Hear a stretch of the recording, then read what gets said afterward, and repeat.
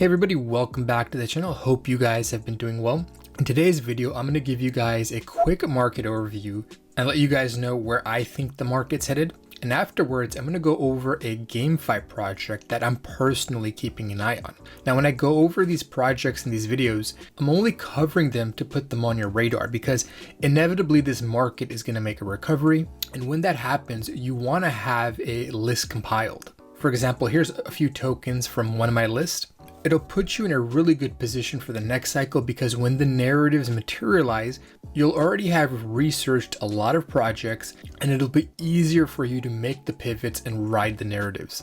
And that's actually a big part of the reason why I started a Discord, because I figured it would be a great way to pool our research and cover more ground. If you guys wanted to be a part of an alpha community, I encourage you guys to join my Discord by clicking the link in the description below. With the intro out of the way, let's go ahead and dive into this video. Now, before we dive into the macro, I quickly wanted to go over why I decided to dedicate more time to learning macro. Part of that was because back in November and December, I wasn't paying much attention to the macro and ended up being caught off sides. But once I got a good understanding of what the Fed was trying to do by doing my own research, by watching the interviews with Fed members and listening to Powell myself, to me, it became abundantly clear where the policy was going to take the market. And even though I didn't sell the top, I was able to get out before that second big sell-off. And on top of that, it's actually made me a better trader and investor. For example, learning about bonds and treasuries and the dollar index helped me position for this short here. I actually entered these positions before I went on vacation. By the time I came back, they were all in profit and it basically paid for my entire vacation. Now, I don't get things right 100% of the time, but I've noticed that after learning about macro and TA, I've definitely been making more successful trades than in the past. Now, with that being said, let's take a look at what happened this past week. The big news was the Bank of England decided to engage in yield curve control. And the impetus was that the pension funds were about to get margin called. Now, I'm not going to cover this entire thread. If you guys are interested in reading it yourself and getting a better understanding, I'll link it in the description below. But basically what happened was the Bank of England was forced to step in and intervene because if they didn't, there was a decent chance that the domestic pension fund would have been in serious trouble. And Arthur Hayes, by the way, has been talking about this for a while. I think the last few posts he was talking about yield curve control being inevitable. And it looks like he's going to be right because Japan's doing it, Bank of England is doing it, China potentially might be engaging in yield curve control. Now, personally, I don't think it's enough to cause a bottom in the equities and the crypto market, but it gives me the sense that we're getting closer. And the reason I think the bottom isn't in just yet is because capital out there still has a very good alternative, the dollar. And if you look, since we topped, the dollar has been the major winner. But once the dollar is under pressure, I think there's a potential for Bitcoin to really benefit from that. And I'm not the only one that thinks so. Drunken Miller said that cryptocurrency could have a renaissance if people lose trust in central banks. So the broader point that I'm trying to make here is that until the Fed capitulates, pivots because something has broken, I don't think we're going to see a bottom in risk assets just yet. But I also like to add that because information is so accessible and investors nowadays are more knowledgeable than in the past, I think the market is going to reverse a lot faster than people think. Just like the market front ran the rate hikes by selling off in November, December, and January, I think you're going to see something comparable happen to the upside, where we might have a recession, the numbers might not look so good, the Fed might be getting ready to do a pivot, and market participants begin buying assets in anticipation of that happening. So what am I expecting in terms of price action in the coming months? I think something like this is very plausible. I mean, we don't necessarily have to bounce, but there's a decent chance that we will.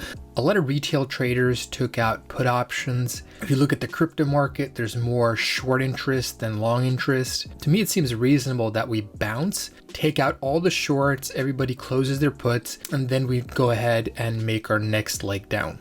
If you want to use 2008 as an analog, you might see something like this where we bounce, take out all the shorts, and we make a big leg down. This view is also reinforced by Timothy Peterson. He has some pretty good macro takes and he's very bullish long-term on Bitcoin. And even though he's a small account, I really appreciate his insights. And in this tweet, he explains why stock market crashes often happen in October. In his view, it's purely not psychological. It has a lot to do with the earnings calendar. In most years, there's no recession. Investors get nervous about the next year's estimates. As the picture becomes clear, investor confidence increases and you get a rally October to April. This is where alt season comes from. But in years with a recession or where a recession is expected in the next year, those fears come true. The third quarter earning misses and downward revisions for fourth quarter and the next year hit hard. Reality hits home to the last of the bulls and capitulation occurs. A note on why it's the third quarter and not some other quarter. Institutions do their budgetary planning for the next year, and this is usually finalized in September. Then they need to pick an allocation to meet liabilities and cash flows. They err on the side of conservatism and initially allocate in September and October. Then they increase risk on positions October to April since there's no recession. But some institutions have a FYE at June, so you see the same thing in May instead of October, just not as pronounced. In recession years, you have dumps in May and October. And on top of that, if you've watched my past videos, you know that I'm big on liquidity. I think it drives a lot of the market action. And if you look at the liquidity conditions, they're not getting any better. We're still on a downward trajectory. And if so liquidity conditions continue to deteriorate and to trend down, based on this analysis by Max Anderson, you can expect the end of the year target to be between 3,300 to 3,400 for the S&P 500. And I have a feeling that beginning fourth quarter, and especially in Q1, we're going to start to see revisions down for quarterly earnings. I mean, if you look at real disposable personal income, we've seen a massive decline. And this is while you have inflation raging. And I'm sure you guys have heard that Meta, for example, is having a hiring freeze and they're restructuring, which basically means that they're likely to have layoffs. I'm confident that they're not going to be the only tech company to do that. So it's going to be interesting to see what happens when these tech workers who are making 6 figures plus lose their jobs. I mean, do they have a large enough savings to cover their everyday expenses? Are they going to be able to cover their car payments, their mortgage payments? I mean, if they have a savings, they'll be fine. But if they have a savings, that means they're probably not going to be spending as much as they were when they had a job. So the larger point I'm trying to make here is that when this happens, this is when you're going to see demand destruction. This is what the Fed was after. They want to tighten the labor market because that'll reduce discretionary spending and bring the price down of a lot of goods. And if we do end up getting that big leg down, personally, I'm going to begin allocating. I mean, it's hard to forecast where the bottom is going to be, but if we get that leg down, I'll definitely start deploying some cash. If we go down further, I'll buy even more. And I have a feeling that I'm not going to be the only one. A lot of people out there who are able to take profits near the top or cash out before one of the major legs down, they're looking to deploy. And so if we get that leg down, I think you'll see a lot of people do something comparable to what Victoria Green plans to do if we end up getting that next leg down. Now, Victoria, if you think we're going lower from here, let's say we're at 3,600 because we're just shy of that. What's a reasonable place you're looking to put some new money to work in, figuring you're a long-term investor and at some point you're just going to do it? You're not going to be able to pick the exact moment anyway. Sure.